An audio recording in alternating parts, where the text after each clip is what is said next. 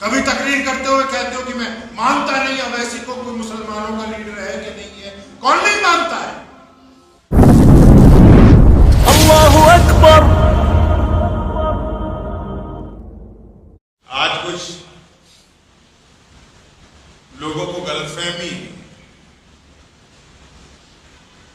मुसलमानों के जो बेईमान लीडर हैं, चाहे वो कठमुल्ला क्यों ना हो उनमें शामिल,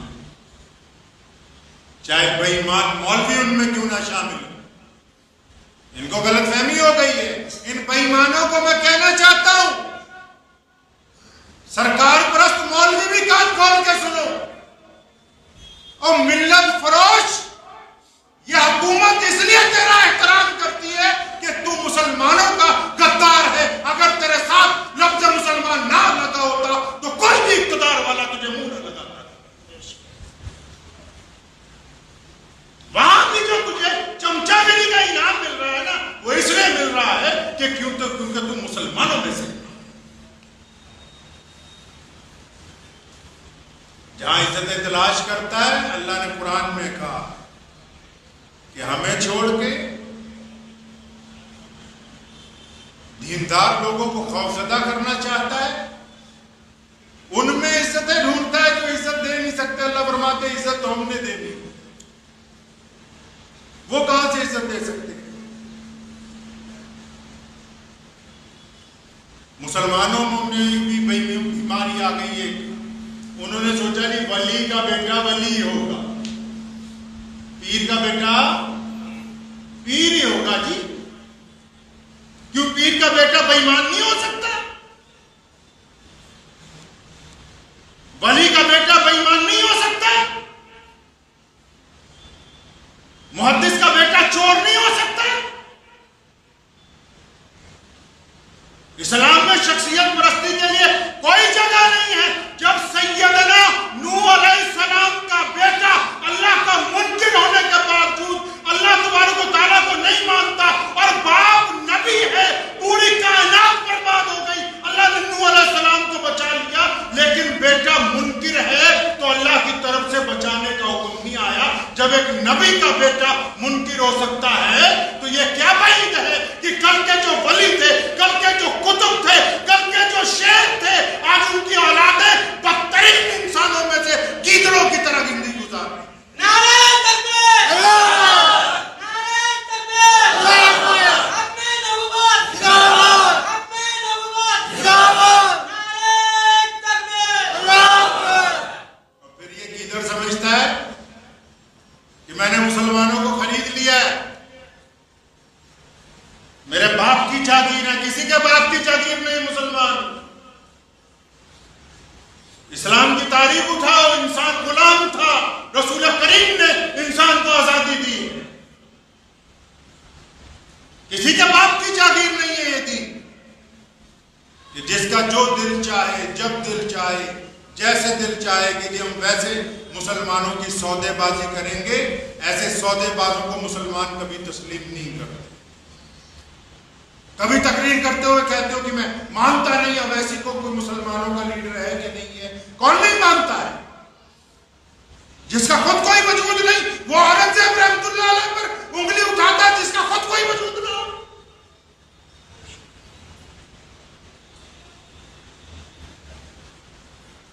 मुझे एक साहब ने पूछा, गैर मुस्लिम, आप भी सुन लीजिए बात। कहने लगा उस्मान भाई, आप हिंदुस्तान में मुसलमानों का लीडर किसको मानते हैं? मैंने कहा ऐसा है, राह चलते हुए किसी गैर मुस्लिम को रोको, उससे पूछो कि आपको पता है कि इस देश में मुसलमानों का लीडर कौन है? मैं कहा वो जो कहते वो हमारा लीडर। हम खुद कहते रहे जी हम हैं जी, वो कहते रहे जी हम हैं जी, फला कहते रहे हमें ना। हमारे पड़ोसी जिसको जानते हैं, जिसको आम मुल्क की आवाम जानती हो, रोक लिया एक साइकिल वाले को, मैं भाई बताना जरा, तुम जानते हो किसी मुसलमान लीडर को जो मुसलमानों की देश में क़यादत करता हो? कहता नहीं हाँ जानते हैं, उसका नाम अवैसी हैदराबाद में रहता है। लीडर वो होता है जिसको सारी दुनिया जानती हो। लीडर वो नहीं होता जो हाथों को मुसाफे करके 5-5 रुपए की मुट्ठियां बना के जेब में डालता। मजावरों में और लीडरान में, कौम के कायद में बहुत जमीन आसमान का फर्क होता है। एक साहब का मुझे फोन आया कि आप बार बार बेईमान मौलवियों के खिलाफ मत बोला करो। मैं कहा अच्छा, क्या आप उनसे बैठ के क्यों नहीं बात करते? मैं कहा बात करते हैं मुसलमानों से। कौम को यह ना बताया जाए कि कौन तुम्हारा हमदर्द है, कौन दुश्मन है।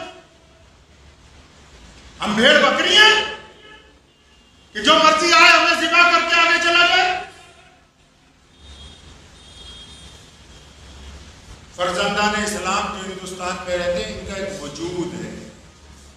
अल्लाह तबारक व तआला ने इनको इज्जतों से नवाजा है। ये 2-4 जो आजकल खड़े हो गए उठ के, जिनके बाप दादाओं ने मुल्क की आजादी के लिए कुर्बानियां दी, अब जिनके अंदर लालच पैदा हो गई है। हुकूमत जो होती है एक खूबसूरत शहर होती है। आप कभी इस बात को समझे इत्मीनान से? जब अंग्रेज इस देश पर काबिज हुआ तो कई बड़े बड़े सरकार परस्त मौलवी उस टाइम भी ऐसे ही थे जो मुसलमानों को कहते थे कि अंग्रेज की सरकार अच्छी है। ऐसे भी थे जिन्होंने अंग्रेज की नौकरियां की हैं, अंग्रेज के सरकारी मुफ्ती बने, अंग्रेज के सरकारी इमाम बने। उस दौर में भी ऐसे उलमाए हक मौजूद थे जिन्होंने उनके भी दांत खट्टे किए अंग्रेज के टोटियों के, और अंग्रेज के दांत भी खट्टे करके बताया कि जो मोहम्मद रसूलुल्लाह का मानने वाला होगा वो किसी की चापलूसी नहीं कर सकता। इनका क्या करोगे मुसलमानों का, जो कहते नहीं जी जो हमारा पीर है ये बदमाशी भी करेगा तो हम आंख बंद क्या करना जी, तू हमारा पीर है। इतना ही प्यारा है पीर को सामान उठाओ, बोरिया बिस्तरा गोल करो, रवाना हो जाओ यहां से। और अगर अल्लाह और उसके रसूल की बात प्यारी है तो फिर मैदान बदर में डटना होगा। अगर हुजूर अकरम सल्लल्लाहु अलैहि वसल्लम की इत्तबा करनी है तो मुनाफिकीन की तरफ नहीं देखना, साबित कदमी के साथ रहना। आंखें खोल के रखिए अपनी। इन आंखों में कम से कम इतनी सिफ्त तो पैदा कीजिए कि इनको पता लगे कि बेईमान कौन है, ईमानदार कौन है। इस्लाम ने ये रवाज नहीं डाला कि खलीफा के बाद उसका बेटा खलीफा बनेगा, जो आपने डाल रखा है खासकर यूपी के मुसलमानों ने। खलीफा के बाद अगर बेटा खलीफा बनता तो सैयदना अब्दुर्रहमान इब्ने अबू बकर सिद्दीक मुसलमानों के दूसरे खलीफा होते। खलीफा के बाद खलीफा बनना होता तो सैयदना उमर फारूक के बेटे जो सहाबी हैं और बजाते खुद जंगों में शामिल रहे हैं वो खलीफा बन सकते थे। लेकिन इस्लाम ने शख्सियत परस्ती की इजाजत नहीं दी है। इस्लाम ने यहां तक फराखदिली दिखाई। एक दफा कपड़ा आया बैतुल माल में, सैयदना उमर फारूक ने कपड़े को तकसीम किया, सबके हिस्से में एक एक चादर आई। उमर फारूक के कपड़े फटे हुए थे 2 साल से, तो वो 2 चादरें पहन के जुमा पढ़ाने आ गए। तो एक फटा हाल मुसलमान दरमियान में खड़ा हो गया, कहने लगा उमर फारूक खुतबा बाद में देना, पहले ये बताओ सब मुसलमानों को एक एक चादर मिली है, तुम्हारे पास 2 कहां से आई? सैयदना उमर फारूक की आंखों में आंसू आ गए, अपने बेटे को बुलाया, फरमाया तू ही बता कहां से आई? बेटे ने कहा कि चचा सबको एक एक मिली थी, अब्बा को भी एक मिली, एक मुझे भी मिली, लेकिन अब्बा का क्योंकि कुर्ता ज्यादा फटा हुआ था मैंने अपने हिस्से की भी अब्बा को दे दी, इसलिए खलीफा ने 2 पहनी हुई।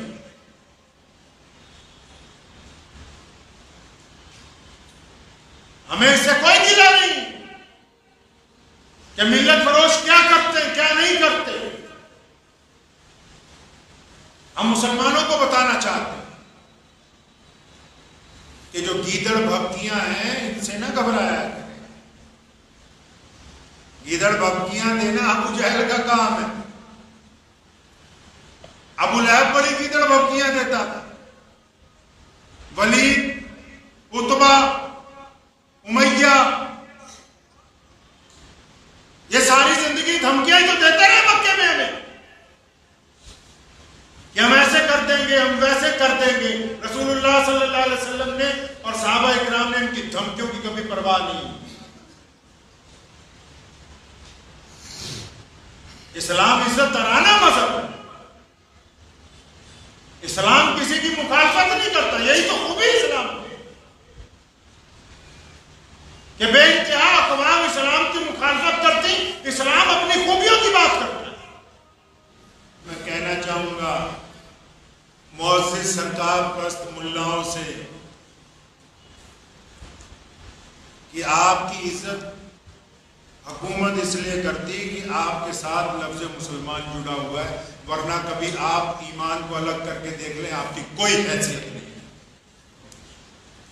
और फिर बंदा वो होता है जो अपनी औकात में रहे तो अच्छा है, नाउज़ुबिल्लाह खुदा बनने की कोशिश ना करें, ना हमारी कौम को डराने की कोशिश कीजिए, ना हमारे अकाबरीन पर उंगली उठाने की कोशिश करें। आपकी कोई इतनी बड़ी हैसियत नहीं कि आप बताएंगे कि औरंगजेब रहमतुल्लाह अलैह को कितने नंबर दिए जाएं। आपकी कोई इतना बड़ा वजूद नहीं है। और आपसे मुअद्दबाना गुजारिश है कि जब आप निकल ही आए हैं बाहर मुसलमानों की मुखालफत में, इत्मीनान के साथ, कोई गिला नहीं है मुसलमानों को, आप भाजपा में चले जाएं, उनके प्रवक्ता बन जाएं, राज्यसभा की कुर्सी पर बैठ जाएं, और हम प्रधानमंत्री साहब से गुजारिश करेंगे कि हजरत को कम से कम गवर्नर लगा दें किसी सूबे का। मीर जाफर को भी लगाया गया था, कुछ बना दे अब हजरत को, हमें कोई गिला नहीं मुसलमानों को। इनको किसी आला ओहदे पर बिठाएं। हम अपने मुल्क के लिए कल भी वफादार थे, उससे पहले भी, और हम तो ऐसे कट्टर मुसलमान हैं कि हमने मुल्क को तोड़ने के लिए जब पाकिस्तान बनने की बात आई, हमने अपने ही भाइयों का उस बात को तस्लीम नहीं किया, अपनी धरती पर रहना अपना ईमान समझा। जब हम मुस्लिम लीगियों से टकरा सकते हैं तो इन मिल्लत फरोश मौलवियों की कोई हैसियत नहीं है। खुशी से जाइए, अल्लाह आपको कामयाबी दे, आपको आपकी दौलत प्यारी, आपको बेहतरीन ओहदे प्यारे हो। हम मुसलमान अल्लाह और उसके रसूल सल्लल्लाहु अलैहि वसल्लम के नाम के साथ काफ़ी हैं इंशाअल्लाह। हमें इज़्ज़तें वही अच्छी लगती हैं, कोई हमें मुसलमान समझ के बुरा कह दे, हमें उसी में फ़ख्र नज़र आता है। कोई हमें सिर्फ दीन की वजह से ठोकर मारना चाहे, हमें उसी में इज़्ज़त नज़र आती है।